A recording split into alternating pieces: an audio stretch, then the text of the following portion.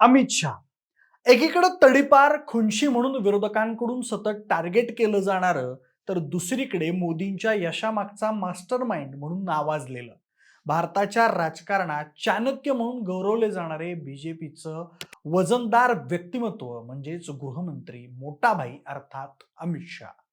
अमित शहाची स्तुती करताना कधी कधी तर असंही बोललं जातं की मोदी हे फक्त चेहरा आहेत, खरे करता धरता तर अमित शहाच आहेत. आणि काही अंशी ते खरंही आहे, कारण 1980 पासून जशी ही जयवीरूची जोडी सोबत आली, तसं त्यांनी परत मागे वळून पाहिलेलंच नाही. गुजरातमधली 15 वर्षांची सत्ता असो की गेल्या 12 वर्षांपासूनची केंद्रातली सत्ता, मोदींना राजकारणाचा प्रमुख चेहरा करून अमित शहानी देशाच्या राजकारणावर एक हाती नियंत्रण मिळवलेलं आहे. आणि अशा या अमित शहांचा अलीकडच्या काळात थेट राजीनामाच मागितला जातोय. त्यात विरोधी पक्षनेते राहुल गांधी असोत की सीजेपीचे अभिजित दिपके, सध्या दररोज अमित शहांच्या गृहमंत्री पदाच्या राजीनाम्याची मागणी करताना अनेक जण दिसत आहेत. अर्थात मोदी आणि शहा अशा मागण्या ऐकून हसतच असतील, कारण शिक्षण मंत्री धर्मेंद्र प्रधान यांचाच राजीनामा घेता घेता नाकीनऊ आले होते. तिथं अमित शहांचा राजीनामा मागणं म्हणजे अंधारात सुई शोधण्यासारखं आहे. म्हणजे अमित शहांचा राजीनामा होणं जवळपास अशक्यच आहे. तरी त्याची काही मोठी कारण आहेत आणि तीच आपण जाणून घेणार आहोत आजच्या व्हिडिओच्या माध्यमातून. नमस्कार, मी प्रथमेश आणि तुम्ही पाहताय विषयच भारी. मंडळी, दिल्लीत शिक्षण मंत्र्यांच्या राजीनाम्यासाठी सीजेपीनं आंदोलन केलं आणि 36 दिवसांच्या लढ्यानंतर त्यांच्या या लढ्याला यश आलं. शिक्षण मंत्री धर्मेंद्र प्रधान यांचा राजीनामा झाला आणि 12 वर्षांच्या इतिहासात भाजपा पहिल्यांदा बॅकफूटवर आली. याच संधीचा फायदा घेत विरोधी पक्षांनी भाजप विरोधात तयार झालेला हा मतप्रवाह असाच ठेवण्याचा प्रयत्न सुरू केला आहे. त्यामुळे दिल्लीत विद्यार्थ्यांवर पोलिसांनी केलेल्या लाठीचार्जसाठी गृहमंत्री अमित शहा यांना जबाबदार धरून त्यांचा राजीनामा मागायला सुरुवात केली आहे. सोबतच भाजपा समर्थकांनी आंदोलक विद्यार्थ्यांमध्ये काही बाहेर देशातल्या व्यक्तीही आलेल्या आहेत अशी चर्चा सुरू केली होती. तसेच या आंदोलनाला काही परकीय शक्ती निधी पुरवत असल्याचीही कुजबूज सुरू होती.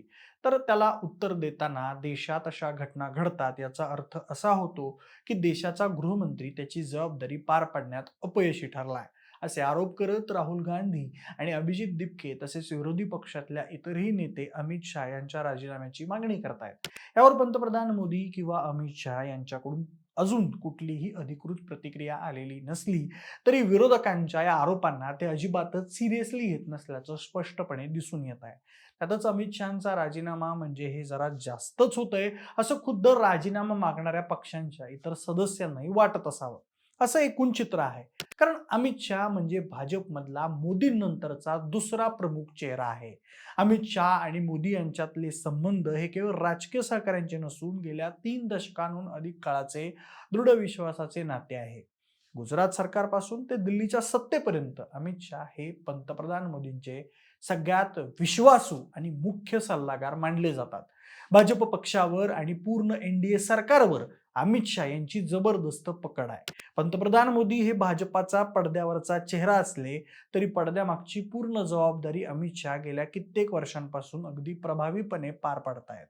देशभरात भाजपसोबत सत्तेत असलेले प्रादेशिक पक्ष, त्यांचे प्रमुख आणि राज्यातील विरोधी पक्ष या सर्वांवर लक्ष ठेवून कुठेच सत्तेचं नियोजन बिघडू नये यासाठी अमित शहा 12 महिने 24 तास डेडिकेशनने काम करत असतात. त्यासोबतच अमित शहा हे भाजपचे माजी राष्ट्रीय अध्यक्ष राहिलेले आहेत. पक्षाचे निवडणूक नियोजन, बूथ स्तरावरील कार्यकर्त्यांचं नेटवर्क उभारणं आणि देशभरात भाजपचा विस्तार करण्यात त्यांचा मुख्य वाटा राहिलाय. त्यांचा पक्षाच्या कार्यकर्त्यापासून ते केंद्रीय नेतृत्वापर्यंत प्रचंड प्रभाव आहे.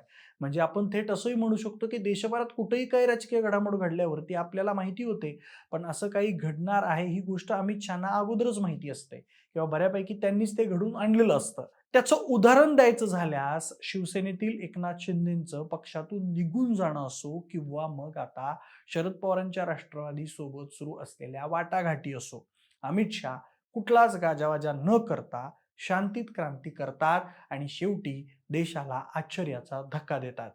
भाजपचं सरकार येण्या अगोदरच मोदी आणि अमित शहा यांनी घोषणा केली होती की ते काश्मीरमधील कलम 370 रद्द करतील आणि सत्ता आल्यानंतर त्यांनी ते करून दाखवलं. सोबतच प्रत्येक निवडणुकीच्या रणनीती आखणं असो, मित्रपक्षांशी समन्वय साधणं असो, पक्षांतर्गत काही राजकीय संकट हाताळणं असो किंवा मग विरोधकांना जेरीस आणणं असो, यासाठी साम दाम दंडभेद अशा सगळ्या स्तरांवर राजकारण करून अमित शहा हे भाजपचा गड राखण्याचं काम एखाद्या सेनापतीसारखं करतात. अमित शहा हे भाजपचे मुख्य ट्रबल शूटर मानले जातात. भाजप आणि एनडीए आपल्या मुख्यमंत्र्यांच्या पाठीशी खंबीरपणे उभे राहण्याची आणि कधीच राजीनामा न घेण्याची भूमिका अनेकदा बोलून दाखवते. विरोधी पक्षांच्या दबावाखाली येऊन राजीनामा न देण्याची भाजपची स्पष्ट राजकीय रणनीती राहिलेली आहे. त्यामुळेच तर धर्मेंद्र प्रधान यांचा राजीनामा घेणं भाजपला कमीपणाचं वाटत होतं. जनभावना लक्षात घेऊन त्यांनी तो राजीनामा घेतला. पण अमित शहाचा राजीनामा म्हणजे भाजपसाठी मोठी धोक्याची घंटा ठरू शकते. त्यामुळं विरोधी पक्षांकडून कितीही त्यांना विरोध किंवा राजीनाम्याची मागणी झाली तरीही अमित शहाचा राजीनामा होणार नाही, ही काळ्या दगडावरची रेष आहे. अमित शहा आणि नरेंद्र मोदी ही जोडी सोबत आलेली आहे आणि शक्यतो ती कायम सोबतच राहील. ही जोडी जर फुटली तर त्याचा परिणाम पक्षासहित पूर्ण देशात दिसून येऊ शकतो. आज जवळपास पूर्ण देशाच्या पूर्ण राजकारणावर भाजपाचा जो अंकुश आहे तो अमित शहा यांच्यामुळेच आहे. आणि जर हा अंकुश हातातून निसटला तर विरोधी पक्षाचं राजकीय वर्चस्व निर्माण व्हायला जास्त वेळ लागणार नाही.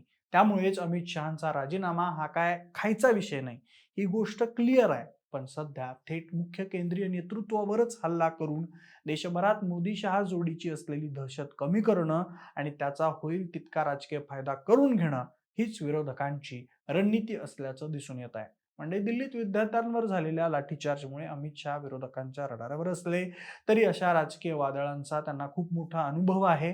त्यामुळे ते या वादळातून सही सलामत बाहेर पडतील त्यात शंका वाटत नाहीये. बाकी तुम्हाला काय वाटते, अमित शहा यांचा राजीनामा व्हावा का? आणि विरोधकांना वाटत असलं तरी अमित शहाचा राजीनामा होईल का? याबद्दलची तुमची मतं आम्हाला कमेंट करून नक्की सांगा आणि सोबतच आपल्या विशेष वारीच्या YouTube चॅनलला सबस्क्राईब करायला अजिबात विसरू नका. धन्यवाद.